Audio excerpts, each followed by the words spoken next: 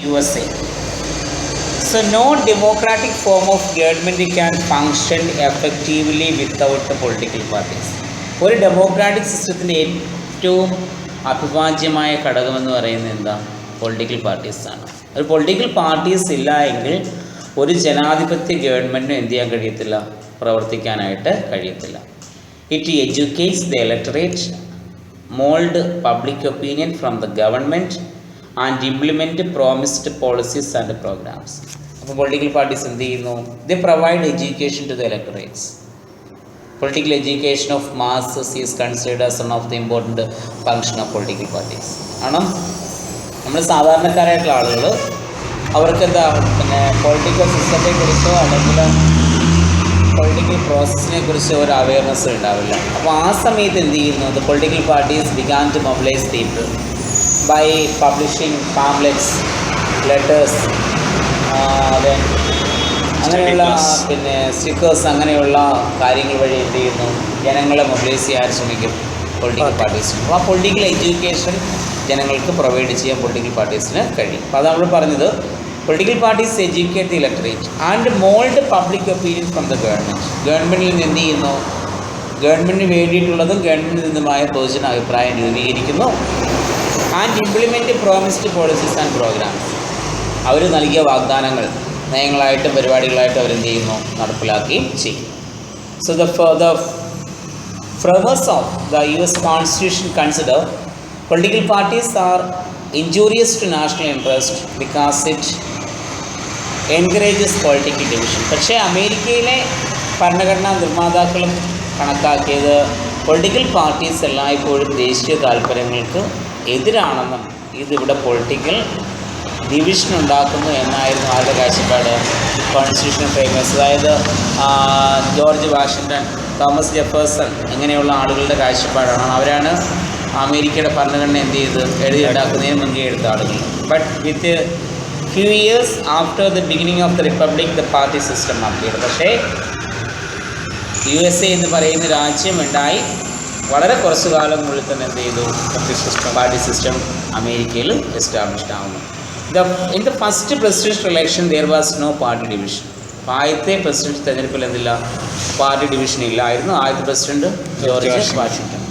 In the third presidential election 2 national parties supported Jefferson and Adams. പക്ഷേ മൂന്നാമത്തെ presidential തെരഞ്ഞെടുപ്പിൽ എന്താ? 2 പാർട്ടീസ് ആരെ സപ്പോർട്ട് ചെയ്യാൻ വന്നു? തോമസ് ജെഫേഴ്സണെയും ആഡംസിനെയും എന്ത് ചെയ്തു? സപ്പോർട്ട് ചെയ്തു. In the Philadelphia Convention, the division of interest was mainly based on strong center and weak state. ഇപ്പോൾ ഇവിടെ ഫിലാഡൽഫിയ കൺവെൻഷനിലാണ് ഡിവിഷൻ ഉണ്ടാവുന്നത്. അപ്പോൾ അവിടെ എന്താണ്? അവിടെ സെൻറ്റർ സ്ട്രോങ്, സ്റ്റേറ്റ് വീക്ക്, ആ ഒരു കൺസെപ്റ്റിലാണ് എന്തുണ്ടായത്? ഡിവിഷൻ ഉണ്ടായത്. On the one side and week centre and strong state on the other side. ഒരു സൈഡിൽ എന്താ?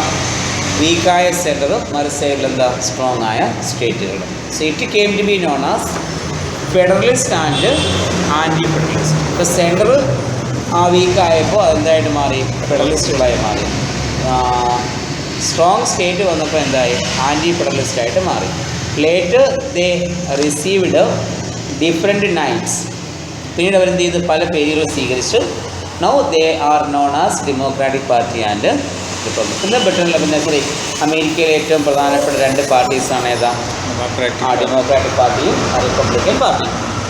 The democratic party was established under leadership of Thomas Jefferson during the days of Washington's administration. അപ്പം George വാഷിങ്ടൻ്റെ ഭരണകാലഘട്ടത്തിൽ തന്നെ എന്താ? Thomas ജെഫേഴ്സൻ്റെ നേതൃത്വത്തിൽ രൂപം കൊണ്ട പാർട്ടിയാണ് ഏതാ? ഡെമോക്രാറ്റിക് പാർട്ടി എന്ന് പറയുന്നത്. The party known different names such as anti-federalist, democratic republicans and finally democratic. പല പേരുകൾ അറിയപ്പെട്ടു. ആദ്യം ആൻറ്റി ഫെഡറലിസ്റ്റ് എന്ന പേരിൽ, പിന്നെ ഡെമോക്രാറ്റിക് റിപ്പബ്ലിക്കൻ എന്ന പേരിൽ, പിന്നീട് എന്ത് ചെയ്തു? ഡെമോക്രാറ്റിക് എന്ന പേരിൽ അറിയപ്പെട്ടു. It opposed extension of national government and supported agricultural interest. ഈ നാഷണൽ ഗവൺമെൻറ് എക്സ്റ്റൻഷനെ അവർ ഒപ്പോസ് ചെയ്യുകയും അഗ്രികൾച്ചറൽ ഇൻട്രസ്റ്റിന്, കാർഷികപരമായിട്ട് താല്പര്യങ്ങൾക്ക് എന്ത് ചെയ്തു? കൂടുതൽ പ്രാധാന്യം നൽകുകയും ചെയ്തു. Merchants and urbans extend their support to the party during the American Civil War. American civil വാർ സമയത്ത് എന്ത് ചെയ്തു? മർച്ചൻസും അതുപോലെ തന്നെ അർബൻസും ആരെ സപ്പോർട്ട് ചെയ്തു? ഈ പാർട്ടിയെ സപ്പോർട്ട് ചെയ്തു.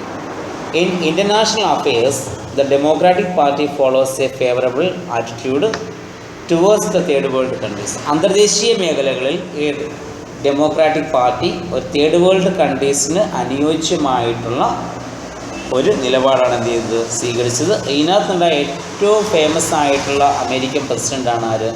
John F Kennedy. അദ്ദേഹം ഏത് പാർട്ടി? ഡെമോക്രാറ്റിക് പാർട്ടിയിൽപ്പെട്ട ആളായിരുന്നു. അപ്പോൾ ഇതാണ് ഡെമോക്രാറ്റിക് പാർട്ടിയുടെ ഹിസ്റ്ററി എന്ന് പറയുന്നത്. ഇനി the federal party led by Alexander Hamilton was thrown the democratic party out of existence. ഇനി ഫെഡറൽ ഗ്രൂപ്പിൻ്റെ നേതാവെന്ന് പറയുന്ന അലക്സാണ്ടർ ഹാമിൽട്ടൺ ആയിരുന്നു. അദ്ദേഹം ഈ ഡെമോക്രാറ്റിക് പാർട്ടിയെ എന്ത് ചെയ്തു? അധികാരത്തിന് പുറത്താക്കാൻ ശ്രമിച്ചു. The Republican party was formed in 1857 which celebrate it's victory through Abraham Lincoln. 1854 അമേരിക്കയിൽ റിപ്പബ്ലിക്കൻ പാർട്ടി നിലവിൽ വരുന്നത്. അതിൻ്റെ ഏറ്റവും വലിയ വിജയം എന്ന് പറയുന്നത് ആരാണോ? എബ്രഹാം ലിങ്കൻ്റെ വിജയം. എബ്രഹാം ലിങ്കനെ വിജയിപ്പിച്ചുകൊണ്ടാണ് ഈ പാർട്ടി എന്ത് ചെയ്യുന്നത്? ഫേമസ് ആവുന്നത്. Then Eisenhower, Nixon, Reagan, Bush were the leading presidents of George Bush സീനിയറും ജൂനിയറും ഉണ്ട്. അപ്പോൾ അവർ രണ്ടും റിപ്പബ്ലിക്കൻ പാർട്ടിയിലെ ആളുകളായിരുന്നു. പിന്നെ അതുപോലെ എന്താ, ഐസൻഹോവർ ഉണ്ടായിരുന്നു, നിക്സൺ, റിച്ചാർഡ് നിക്സൺ. ആദ്യമായി അമേരിക്കയിൽ ഇംപീച്ച്മെൻറ്റ് ചെയ്ത പ്രസിഡൻ്റാണ് ആര്? Richard Nixon. Watergate scandal എന്ന് പറയും.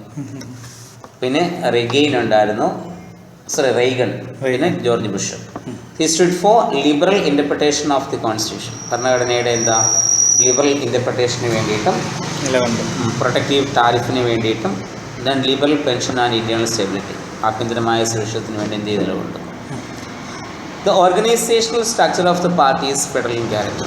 പാർട്ടിയുടെ സ്ട്രക്ചർ എന്ന് പറയുന്നത് ഫെഡറൽ നേച്ചറാണ്. അതായത് ഡിവിഷൻ ഓഫ് പവേഴ്സ് പാർട്ടിക്കകത്ത് എന്തോ കൊടുക്കും. An analysis of the US party system exposes that there is no division or difference between the political parties. അപ്പോൾ നമ്മൾ അമേരിക്കയിലെ പാർട്ടി സിസ്റ്റം പരിശോധിക്കുകയാണെങ്കിൽ എന്താ, ഒരു ഡിവിഷനോ ഡിഫറൻസോ എവിടെ ഇല്ല? അമേരിക്കയിലെ പാർട്ടി സിസ്റ്റം അത് ഇല്ല. According to Lord Bryce, the greatest parties are the two bottles, each bore a label denoting the kind of liquor it contains, but both were empty. ഈ അമേരിക്കൻ പാർട്ടി സിസ്റ്റത്തെ കുറിച്ച് ലോർഡ് ബ്രൈസ് പറഞ്ഞ അഭിപ്രായമാണ്, the greatest parties are like two bottles. അമേരിക്കയിലെ ഏറ്റവും പ്രസിദ്ധമായ രണ്ട് പാർട്ടികളെന്ന് പറയുന്നത് കുപ്പി പോലെയാണ്. ഈച്ച് ബോർ എ ലേബൽ, ഓരോന്നിനും എന്തുണ്ട്? ഒരു ലേബലുണ്ട്. Denoting the kind of liquor it contains. അതിനകത്ത് ഇറങ്ങിയിരിക്കുന്ന അതിനകത്ത് മദ്യവും അതിനകത്ത് ഇറങ്ങിയിട്ടുണ്ട്. But both are empty. പക്ഷെ രണ്ടും എന്താ? ശൂന്യമാണ്. അതായത് ഡെമോക്രാറ്റിക് പാർട്ടി ആയാലും റിപ്പബ്ലിക്കൻ പാർട്ടി ആയാലും ഐഡിയോളജിക്കലായിട്ട് നമ്മൾ പറയുകയാണെങ്കിൽ എന്താ, ബോത്ത് ആർ സെയിം ആണ്. അപ്പോൾ ആ ഒരു സിസ്റ്റമാണ്. അത് അമേരിക്കയിൽ മാത്രമേ ഇങ്ങനെ പ്രത്യേകതയുള്ളത്. ഏകദേശം ഒരേ ഐഡിയോളജിക്കൽ ലെവലിലെ രണ്ട് പാർട്ടീസ് എന്ത് ചെയ്യുന്നത് വളരെ ചെറിയ. ഇന്ത്യയിൽ നമ്മൾ നോക്കുന്നു കമ്മ്യൂണിസം അല്ലെ കോൺഗ്രസ് പാർട്ടി അല്ലെങ്കിൽ BJP, ഇവരുടെയൊക്കെ ഐഡിയോളജിക്കൽ സ്ട്രക്ചർ നമ്മൾ നോക്കിയാൽ എന്താ വളരെ ഡിഫറെൻ്റ് ആണ്. പക്ഷേ അമേരിക്കയിൽ ആ ഒരു പൊളിറ്റിക്കൽ സിസ്റ്റത്തിൻ്റെ നിലനിൽപ്പിന് വേണ്ടി രണ്ട് പാർട്ടി സിസ്റ്റം എന്ത് ചെയ്യുന്നു ഉണ്ട്. ഇപ്പോൾ ഡെമോക്രാറ്റിക് പാർട്ടിയും റിപ്പബ്ലിക്കൻ പാർട്ടിയും യഥാർത്ഥ ഒരു ടു പാർട്ടി സിസ്റ്റം എന്താ അമേരിക്കയിൽ എന്ത് ചെയ്യുന്നുണ്ട്, മെയിൻറ്റെയിൻ ചെയ്ത് പോകുന്നുണ്ട്. അപ്പം ഒരിക്കൽ ഡെമോക്രാറ്റിക് ആണെങ്കിൽ അടുത്ത പ്രാവശ്യം സ്വാഭാവികമായിട്ടും റിപ്പബ്ലിക്കൻ പാർട്ടി അധികാരത്തിൽ ആ ഒരു സിസ്റ്റം. ഓക്കെ.